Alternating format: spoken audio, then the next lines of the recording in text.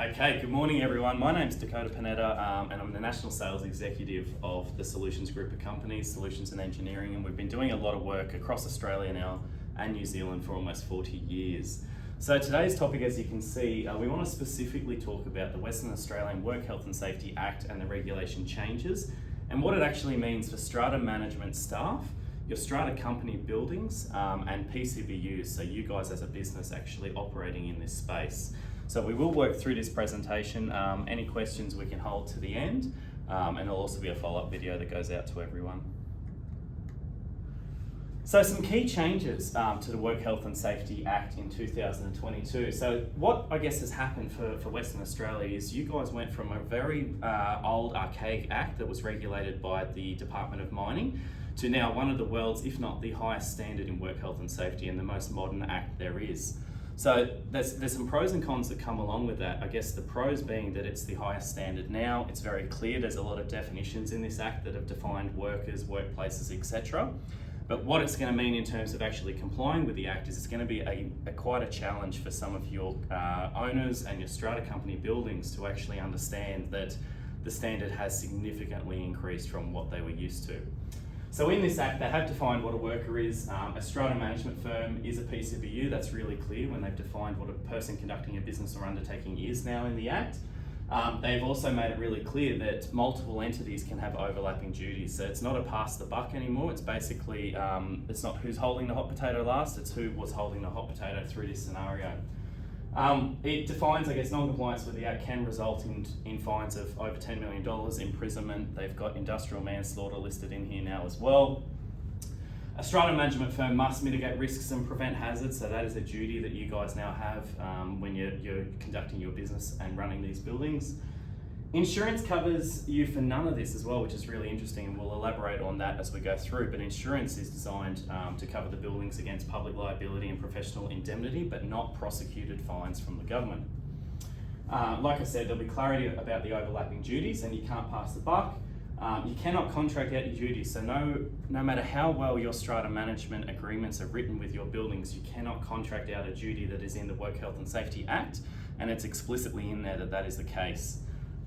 So it's a very strong penalties for exposing any workers to serious injury or death, and we'll touch on as well asbestos requirements because they've been written into the regulations now as well.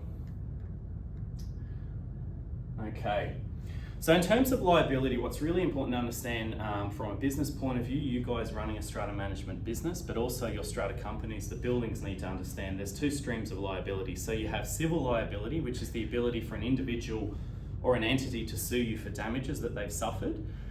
So really common examples, slips, trips and falls, people fall over, hurt themselves on site. If you owe them a duty of care, they can personally sue you. The ambulance chasing lawyers love it. They get to basically, anytime someone's hurt themselves, run after them and say, let's make some money, we'll go halves. If we can get $250,000 out of these guys and their insurers, let's go for it. So that is something though that your insurance policies can protect you from, that you carry, and prosecution is now when the government gets involved, usually after an incident, or could also be the case that you've exposed someone to a serious risk. They might not have been injured or died, but you did expose them to it. But usually it's after there's been a serious incident. The government comes in with a big stick and they have to find who is the responsible party or parties that has led to this situation occurring. Now that is something you cannot insure against. It is actually illegal for any insurance company to suggest that they cover for prosecution or fines. That's written into this act as well. That's an offence. So this is the avenue you cannot protect yourself against with an insurance policy. If you had a duty that was failed under the Work Health and Safety Act, and WorkSafe, it's usually WorkSafe that a prosecuting entity can come after you and prove that you failed something, then you're going to be taken to task over that as well. So we will elaborate on that through this session. Okay, so as I mentioned, a few definitions that come through that we'll touch on, and one that I guess is great from the perspective of a worker that has been defined is this one. So meaning of a worker, so it's basically any person carrying out any work on behalf of a business or undertaking in any capacity. So that's volunteers. So your council of owners are volunteer members that I guess have some responsibilities for the building. They're all volunteers, so they are owed the same duties as employees, contractors, etc. This act also does cover subbies, your contractors, your actual employees, anyone engaged to carry out any sort of work for a building is going to have the definition of a worker and therefore the protections owed to them, which is fair enough. Responsibilities of a PCBU. So I'm sure you guys are familiar with the PCBU structure, which is a person conducting a business or undertaking. So every single strata management firm, real estate firm, any office space, etc., is absolutely going to be a PCBU. That's unquestionable. So you guys running strata businesses are caught up in that legislation.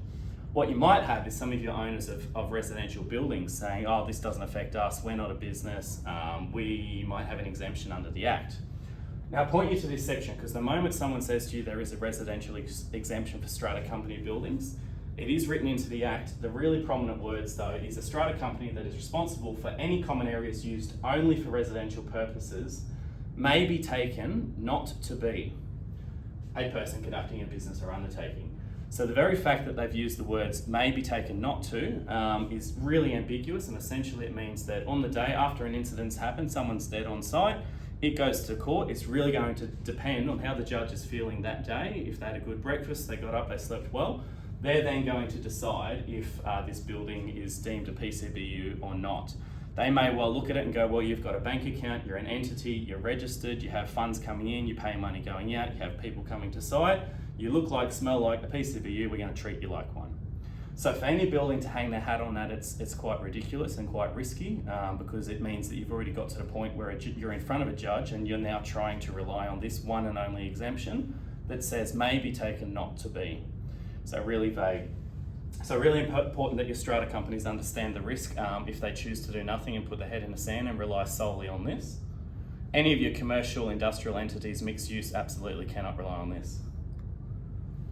Okay, meaning of a workplace. So they kept this really liberal. I think it's good in one sense. They're putting a lot less onus though on the individual doing work these days, and it's all about making sure every single environment they could go to is safe.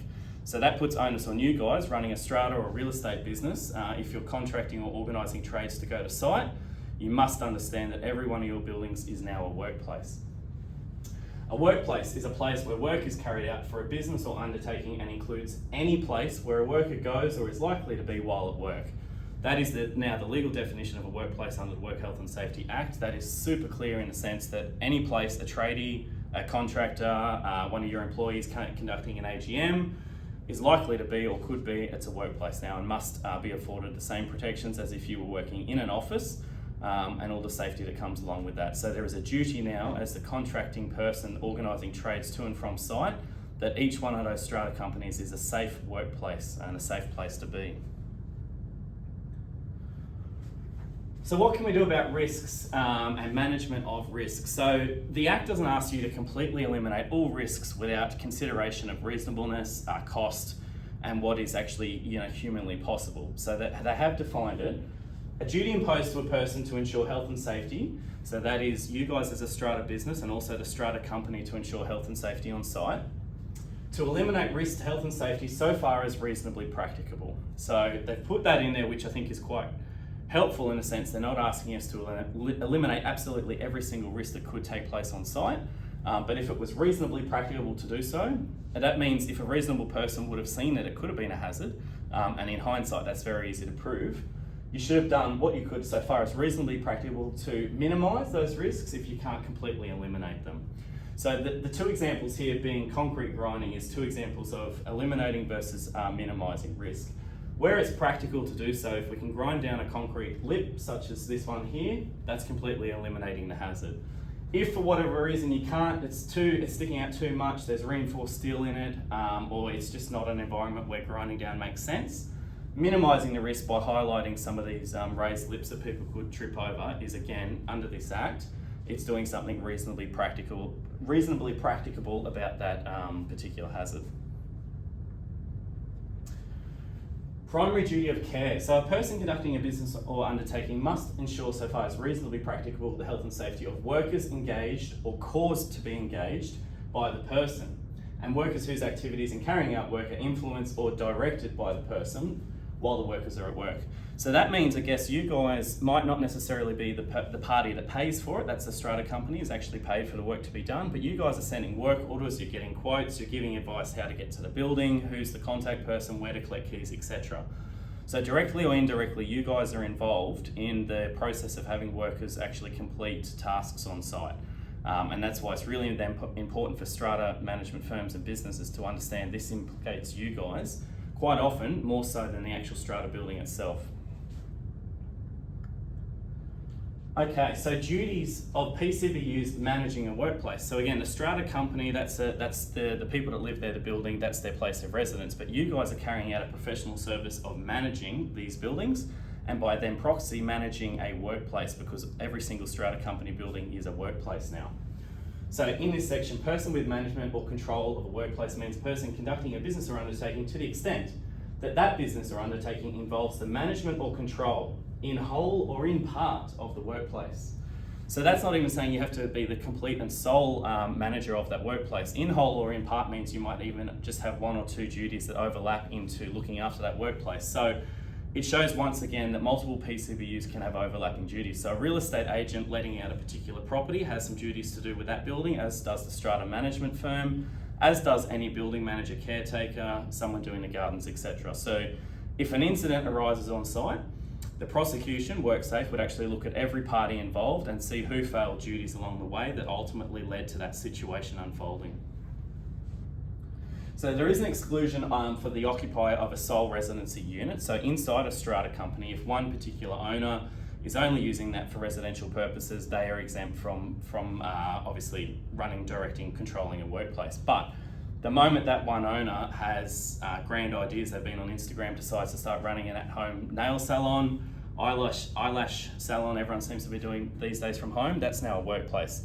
Just the same as the moment it becomes an Airbnb and someone's renting it out for gain, that's now a workplace as well. So even sole occupancy internal units can become a workplace under certain circumstances. Penalties for non-compliance. So essentially now, the moment in a workplace someone has died as a result of negligence or someone's failed duties under this Work Health and Safety Act, the charges are going to be criminal charges. We've got an example coming up in a few slides' time of a criminal case unfolding in Wollongong in New South Wales that are criminal charges under industrial manslaughter. This Act has codified it. As I mentioned, it's now one of the most modern acts in the world for work health and safety. Coming with that is obviously severe penalties. So the penalties can be over $10 million, can be imprisonment, etc. And again, this will be tested in court as to what duties under this Act you have failed as a duty holder, as a PCBU running or conducting a business that is expected to manage workplace and the safety of workers. This is another section of the Act, section 44. This is really important for you guys as strata managers to understand as well, because you are the ones engaging and organising trades and getting work done on site. Once again, yes, we understand that it might be the strata company, the building actually paying for that work, but you guys are directly, in whole or in part, organising trades to and from site and playing a really important role in that process. So this section says a person must not carry out work at a workplace if the regulations require the work or class of work to be carried out by or under supervision of a person who has prescribed qualification or experience. So essentially, you cannot have a handyman doing electrical work, because we all understand that that's something that has to have a high level of qualification and expertise in that subject. That applies to so many things though. So a handyman might be fantastic at cleaning and arranging gardens and carrying out day-to-day work, but they don't have a work at heights permit, so they should never be on a roof or anything above 2 meters essentially. So it translates absolutely everything. Any work that should be done by a qualified builder, for example, so retaining walls, things like that, have a qualification associated with them. You cannot let just a tradesperson, a handyman, someone unqualified, carry out that work. And that's the penalty for the individual. Now, this is a section, so section 2 under 44 makes it really clear. A person who conducts a business or undertaking must not direct or allow a worker to carry out said work we've just discussed. So that's you guys as a strata management firm and the strata managers organising trades on site, or to go to site, or even giving them a work order, whether or not they follow it through.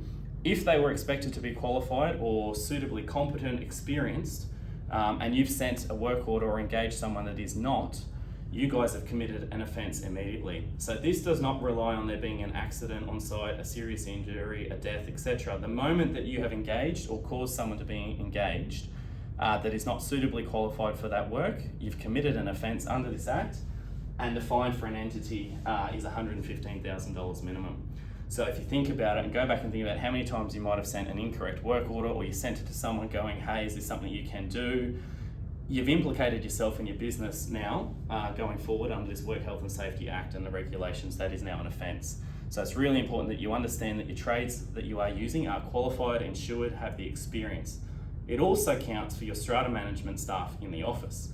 You cannot have junior strata management staff organising trades to site, moving money around in accounts, etc., because they wouldn't be deemed reasonably experienced under this, and you guys as a business would have failed this particular duty in the Act by allowing them to carry out work in your office that they haven't had the oversight or the experience to do.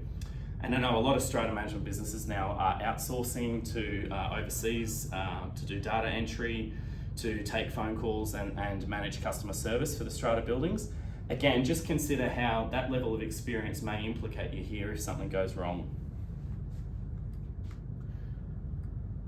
Okay, so civil liability we touched on briefly at the beginning. So this is that liability. It's not the government now, it's not WorkSafe prosecuting you. This is an individual who, for whatever reason, has hurt themselves on site.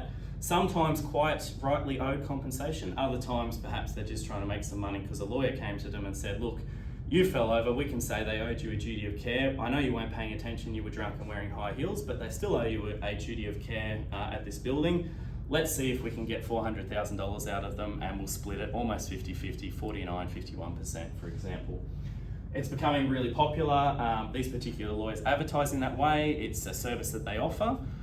So I guess the flip side of that is you have to make sure you're covering yourself and fulfilling your duty of care owed to every single individual under the Wrongs Act for the safe passage in and around your strata company buildings and any workplace essentially where you might have a duty.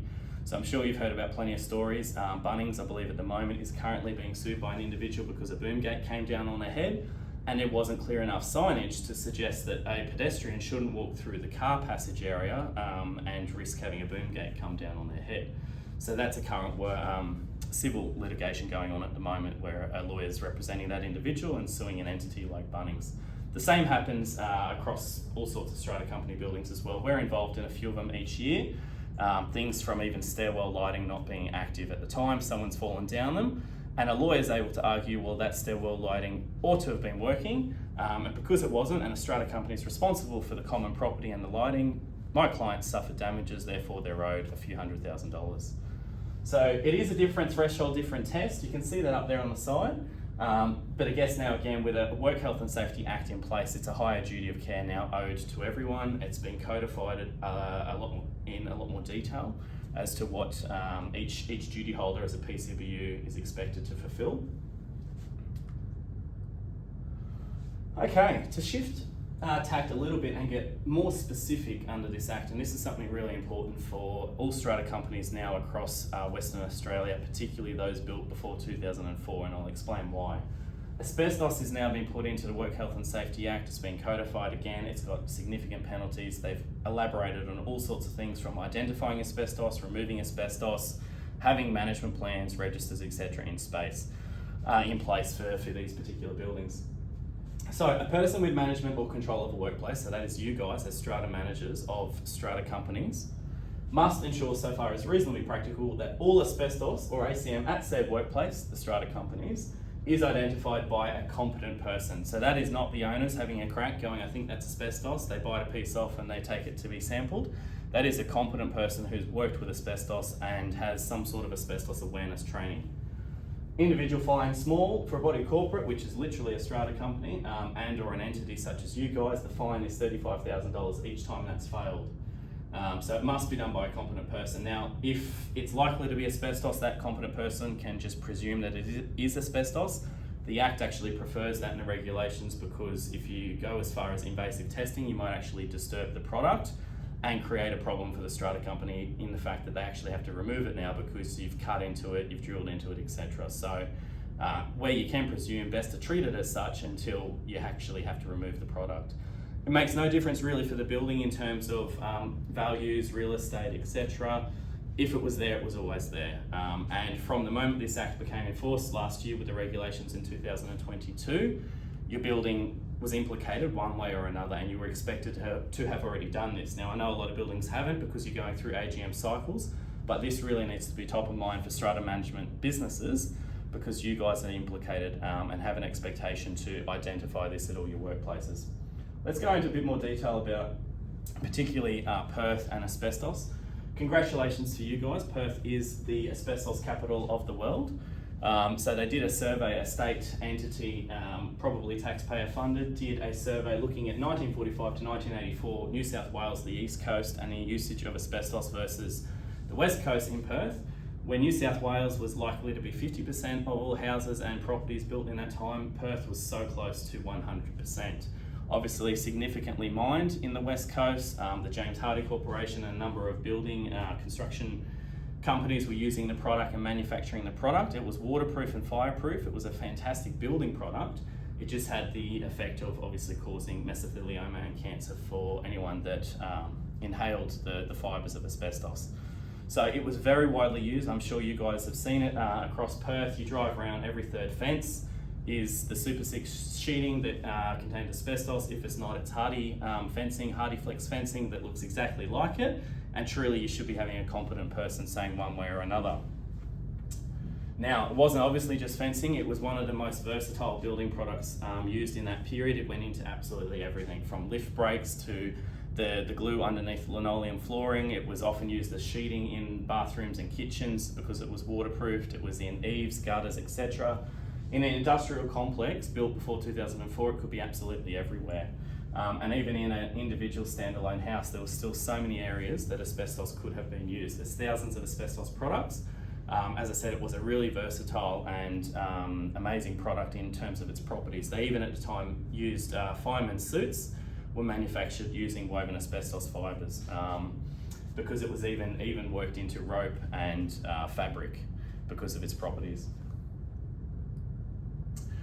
So specifically, again, asbestos labels, management plans, registers. So there is an obligation now, 425 of the Work Health and Safety Regulations, 2022. A person with management or control of a workplace, that's you guys, must ensure that a register, an asbestos register, is prepared and kept at the workplace. So this regulation does not apply if the workplace is built or constructed after 2004. So this is all of your buildings right up to 31st of December 2003 when it was finally banned in all forms as a product that could be sold. So it was staged. I'm sure you guys are aware that up to say the 1980s, 1990s, it was used quite consistently in all sorts of building products, in sheeting, etc. But right up to 2003, it was in subsidiary products, and quite often there was a large warehouse of the stuff already manufactured, and builders and renovators, etc. would continue to use it right up to 2003. After that point, could not be used. It's an offence now for it to even be imported into the country.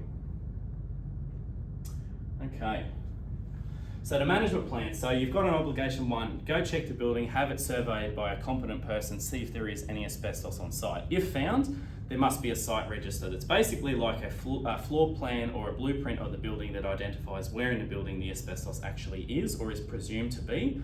And that's so that anytime anyone's going to site, particularly tradies, need to go and source that register, it should be readily available, and they look at what work they're doing. If they're going in to change a light bulb and the asbestos is only listed as in the garden bed, they go, great, doesn't concern me. But if the ceiling turns out to be asbestos and it's been identified, then they need to change the way they do their work, or even determine if they're qualified to be carrying out that work. Because once again, if you haven't identified asbestos and a trade goes to site and carries out work that they're not actually qualified to do, i.e. working with asbestos, you guys as a strata management business have committed an offence under this Act as well, because you look after that workplace. The third step is to have a management plan in place. So that's a really, generic document in a sense of how to manage that asbestos, but it is specific to each site. It also lists the category or the rating that asbestos is, from it's fine, leave it as it is, to it's friable and we've got an immediate problem on our hands and you should be roping off a building and ensuring that no one's going to site until it's removed. To give you an example or a story, I had a scenario on the East Coast in Brisbane where a particular strata management firm rang up at 10 to 5 on a Friday afternoon and said, we need an asbestos survey done on this building. And it seemed a bit odd because they were quite panicked. The situation had been, it was a 1980s building, they never had an asbestos survey done, so they're already, in contravention of an act like this. And they had a tradesman go to site who's drilled through a wall and out into common property, and it's exploded, this wall has exploded into common property hallways, and they were considerably concerned that it was asbestos. Now the problem had been that kids had been coming home from school, parents from work, etc. They've walked it right through the common property into all of their units, and you've got powder and asbestos everywhere, or potentially asbestos. So At that point, my advice was you don't need us on site surveying for asbestos. You've got an emergency unfolding on your hands. You need to let the insurance company know that this has happened. You need to get a hygienist out there to actually do air quality monitoring, and you actually have to evacuate the building. So at 10 to 5, strata management firm is trying to evacuate a building because you've got basically a hazardous substance flowing around the common property and in and out of each unit. In that scenario, who has failed the duties? Well, the custodians of the building, so the strata company, but particularly the people that sent the tradespeople to site and have organised work at that workplace, which is you guys as a strata management firm. So it's not a place you want to be in. In this story, it's essentially gross negligence, and there's an absolute chance for a claim there. There is an obligation once you have it in place, so you've identified asbestos at the workplace, you've built a management plan or constructed one so that it's on site, there's a register on site. You have an obligation, minimum every 5 years, it must be reviewed. So the competent person has to come back to site and check the asbestos again and make sure it's still in a safe condition. It hasn't been cracked, damaged, kids playing cricket and have batted a ball against it, or someone's reversed their ute into it. They need to ensure that it's still safe and not in a friable condition. Therefore, if it had been, you'd need to obviously take steps to remove it. So that 5-year check is really important. And it's even sooner than 5 years if something does happen. If we have a really bad storm season and a cyclone rips through and roofs, etc., and fences are damaged, you need to be getting someone out again to check it, regardless of the 5-year period. So these are two things that you're probably going to have to get used to seeing on site. So the top one there is a nice little silver aluminium plaque that needs to go at the front of every single building that has been identified to contain asbestos or asbestos containing material, which is what ACM stands for. So that's an obligation under the regulations. It's something that tradespeople and any workers on site should be looking for the moment they pass through an entrance. So if you've got a building with multiple entrances, like a survey strata, you might have a driveway at each end. So you need to make sure this is on both sides of the driveway. And it's essentially an alert for anyone doing work to go find that asbestos register on site and see where the asbestos actually is. This second label here is a nice to have, but not necessarily an absolute must in terms of strata. So they have allowed the ability where reasonably practicable to do so is to install these. Where it's not practicable because you've got so many people in and out of the site, or it might be exposed to the weather, or people are just going to get really pedantic in the building and go, this is devaluing my real estate. I've got an open home on Saturday. I'm not having bright yellow labels everywhere and going to turn away prospective buyers. It doesn't make sense to have this on site. So the minimum is to have the plaque out the front, the asbestos register, so trades use it. You send out that register to all your owners so they understand too if they're doing work or engaging someone on site that there is asbestos in the building. The labels are great, but it's got to be worked into reasonableness here as well.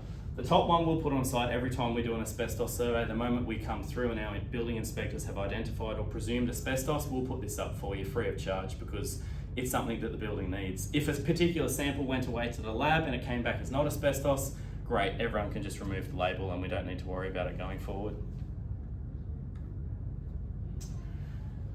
In terms of safety, so that was the asbestos side of things. In terms of your duty of care and some of the most common and simplistic items in a strata company or in a building that we come across that have resulted in civil litigation and or prosecutions, it's often the simplest of things that can actually be deemed such a large safety hazard and people can claim significant compensation for. Car parks are always a dangerous area, so when you've got cars interacting with pedestrians, deliveries, etc., it's really important that you've considered, I guess, the health and safety of everyone involved and done so far as reasonably practicable to mitigate safety hazards on site. So that consists of making sure that no cars could reverse into people standing by the lifts. You probably see it's really common to have bollards around the lifts. That is an expectation. To not do that, that was a reasonably obvious hazard. If someone gets hurt, they're going to throw the book at you in court because that was something so obvious you should have dealt with. Having signage to say, look, pedestrians shouldn't be walking up and down ramps, anywhere near boom gates, etc. All of that are reasonably practical things that in hindsight seem to make so much sense. But there's a lot of strata buildings out there that don't act proactively about it. They're the ones that end up getting having to pay the largest compensation to people that get injured.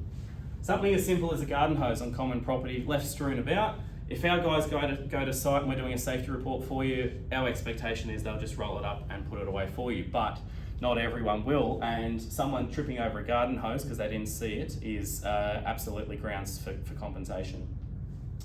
Outdoor stairs, they get messy, they get mouldy, they get wet, algae grows on them, etc. In this particular case, not even a handrail.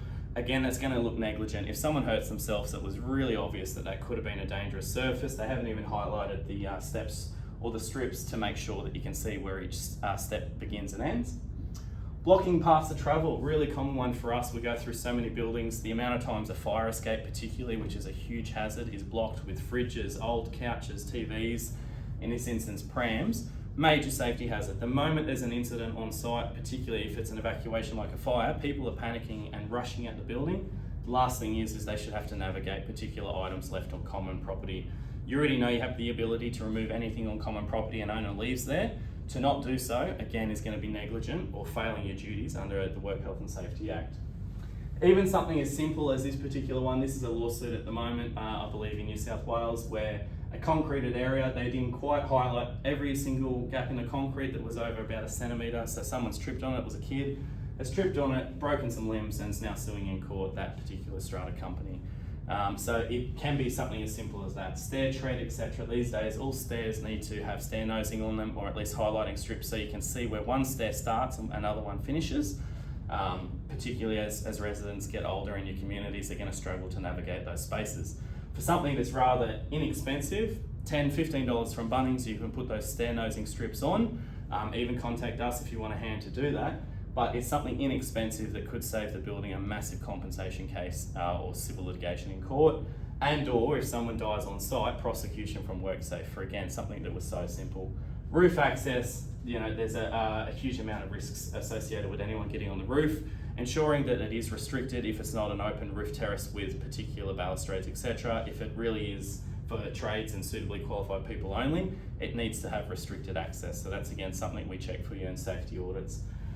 And glass, my God, the amount of times balustrading glass and pool glass is exploding now. So we have really cool mornings, we have very hot days, we've got sun on a lot of the property, you might have strong wind conditions, etc. This glass at times can just explode. So not so bad when it's just on ground floor. When you're up several floors in a high-rise building and there's no longer a balustrade in place because the glass has exploded, that is a significant hazard and it's likely to result in death if someone comes off it. Now that is the problem of the strata company, because balustrading, particularly in most schemes, is going to be common property.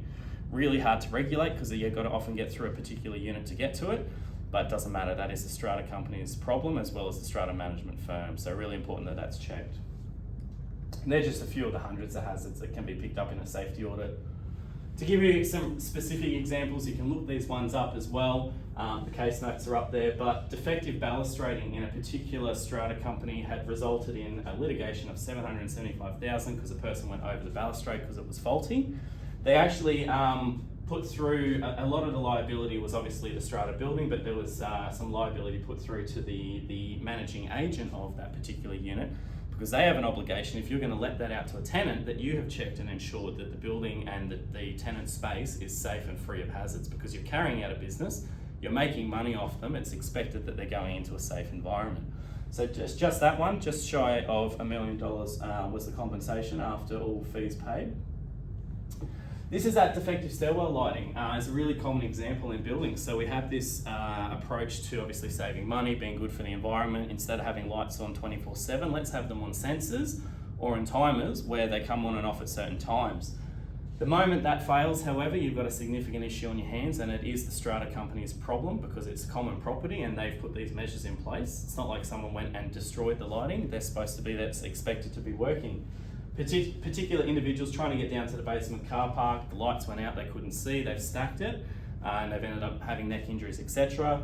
As you can see, $430,000 in the lawsuit there. So significant liability put towards the strata building and obviously anyone else involved, because this is now expected as a workplace, anyone working on site, travelling on site, visitors included, it's expected to be safe. Now to wrap up, just want to give you guys a bit of an update what's happening with this case. Preliminary findings for this case out of Wollongong where a person has died. So to give you the context, large industrial site, so a strata company there where you've got tenants and owners operating in an industrial complex, some of it showroom, trucks, etc. So large industrial site, one particular morning, van doing deliveries has left the complex, bumped the gate on the way out, the industrial gate. It's come off its hinges, not completely, but it's not working quite right as it was automated. They've done the right thing, let an owner on site know, and the owner straight away, same mornings, let the strata management firm know and their strata manager. That's day one. Same day, strata management firm does send a work order to a gate operator with no particular, urgency. They've said, when you can you come out and attend to this gate and get it back on its hinges? In the meantime, for a week, this gate's being slid open and shut manually by each tenant, visitor, occupier, etc. on site in a capacity because it was still somewhat on its hinges. So obviously they're concerned about security. I guess that's why they wanted to open and close it rather than just leave it open. But you could always, rather again inexpensive, hire a security guard for the site if you're that concerned. But they didn't, they were sliding it open. By day number 7, so 7 days later, gate still wasn't fixed. A 64-year-old gentleman as an employee has gone to site, carry out his day, and he's slid the gate open, and the gate's actually come off, and it's a 300 kilo gate. It's crushed and killed him. So this man's died on site on a strata property because this particular hazard wasn't dealt with on site. So there's a lot that's happened with this. The first fine's been handed out to the employer. So they dealt with the employer first. The next prosecution's probably going to be the strata management firm, and thirdly, the actual strata company, the building itself. So just for not having a strong enough policy in place for their employees about manual handling and manual equipment handling, the original fine handed down to the employer was around $1.5 million. They then cleaned out all his accounts. They went through everything. They even looked at 2 investment properties he had that he hadn't yet built on and the future value of those. And they worked out through an early plea deal and his ability to pay, etc. I think it was about $500,000 they wound the fine down to. And basically his only failure within this situation was a policy for his staff. He didn't have many, it was almost a sole trading business, for his staff to not be moving heavy equipment around and reinforcing that training regularly. So that was his only failure. In the same transcript, they have listed the strata manager and the strata management firm several times and listed their failures. So this is really important for you guys. They specifically said there was no urgency and follow-up around the work order to the gate operator to actually get someone there immediately, follow it up, when can you be there, etc. There was no, correspondence and communication out to owners and tenants of this complex to say, hey, we've got a safety hazard on site, the gate's not working, you need to act accordingly and be aware of this safety hazard on site. You have the ability through your software and systems, and even if you had to spend 30 minutes on the phone ringing people, that's the expectation in this case. And this is passed down from the courts and the judge. So this is not an opinion, this is their findings now. They also, listed as a failure that the strata management firm did nothing in terms of a make-safe as well to do with the site. So there was no make-safe arrangement. They didn't go to Bunnings, they didn't get caution tape, they didn't rope it off. Again, all those things relatively inexpensive to do. To get a handyman there for a 15-minute call out, or even if a strata management staff has felt competent to do so, to go and actually make it really clear that this is a safety hazard and stop people engaging or interacting with a particular hazard. So those were the failures they listed. They also didn't do a risk assessment, and it's one of those really common things to have a gate not working on site. No one's really thinking that it's going to be a massive issue, or particularly someone's going to die on site, but they did no risk assessment around it, and that was a failure they listed as well against the strata management firm. So we foresee that the fine against the strata firm is going to be significantly higher than the gentleman's employer, and I think it's going to be a really strong case. And I know the strata community and everyone's going to be, waiting to see what the implications are of this. It will set a really strong precedent across the country. It's also going to set a precedent in New Zealand, because the New Zealand Act references the Australian Act. So it is something everyone needs to be aware of and now treat, particularly industrial gates, but any gates, garages, etc., moving equipment on site at any of your buildings as a significant hazard. So don't think it's just a means of access in and out of the building. It now needs to be treated as if it could be a problem, unfortunately. So it is a really unfortunate case, but it is the first case in a while where it's specific to strata. And again, really timely that Work Health and Safety Act has come into Western Australia, so you guys need to be very much aware of these hazards on site now. So this is, what it's proving. Every strata management firm is a PCBU. WorkSafe will go after you, regardless of what your management contract says, and what you do. This is a workplace. You guys are running a business that looks after it and sends people to and from site, In this particular case in Wollongong, obviously the strata firm was notified of the hazard, which is the right thing to do for the owners, and it's going to implicate any PCBU involved. So like I said, the management contracts mean nothing. Negligence and naivety in court's going to obviously look a lot worse, and could actually impact the penalty that comes through. So if there's no remorse, if you're negligent in your actions, it's going to filter through when they actually finally hand out a prosecution. Your owners cannot take a head in the sand approach either. So they cannot just go, we didn't know about it. There's no such thing, I guess, in this context as plausible deniability, because the Act says you ought to have known. And if it was reasonably practicable to identify a hazard, as in it was just there on site, anyone was walking past that could have seen it, dealt with it, etc., you were expected to do so. And the moment an incident occurs, you need a full safety plan to cover all aspects until the repair is completed. So do a proper assessment, get involved. If you need to ring us, we're happy to talk about it and give advice as well, whether we've been to the site or not. But you need to engage someone that understands the H&S risks and I guess put plans in place to understand it. So it's truly the reason each building should be doing a safety report audit every single year anyway, because we pick up a lot of these things before they become a major hazard. But the moment something's unfolded on site, you need to jump straight on it and treat it as if it's an emergency. If that means going to site yourself and letting everyone know you cannot be in this area, roping it off, etc., that might be what it takes. Again, obviously ensuring your own safety. And the other big thing out of this is absolutely everything looks reasonable in hindsight. So when you've got a prosecution coming at you trying to say, well, you know, you could have went to Bunnings, it's $10 for some caution tape, a man's dead now because you didn't, it's really easy for a prosecution to list all the things that you could have done in hindsight. So the beauty of that for them, of that hindsight, is going, it just makes sense. Why didn't you go to Bunnings? Why didn't you let the tenants know? When an event's unfolded, you go, well, no one thought this was going to be a major hazard, but the moment someone's been injured or someone's died on site, they have to find who's at fault. The government just has to find, or the prosecution has to find who has failed their duties here. So it's going to be really easy for them to come down hard on you guys. And that completes that session for the Work Health and Safety Act and Regulation changes for Western Australia. If anyone's got any questions, by all means, shoot them through. If you want to engage with our firm, we offer these services, obviously asbestos surveying and management plans, the safety reporting service, of course, as well, and tenure maintenance plans all across Perth and the Greater Perth region. Really important for managers is that you understand you need to get your buildings compliant, particularly with asbestos. Go through, work out how many of your buildings are built pre-2004. You're often going to have a spending limit already approved in your contract to keep your buildings compliant. It's exactly for reasons like this. Legislation changes. Don't wait necessarily for an AGM to get these approved. You have the ability to go get your buildings surveyed now. So if you want to have a chat about that, by all means, come through to my details. We can have a conversation about getting that done as most effectively and cost effective for your owners as well. Thank you very much.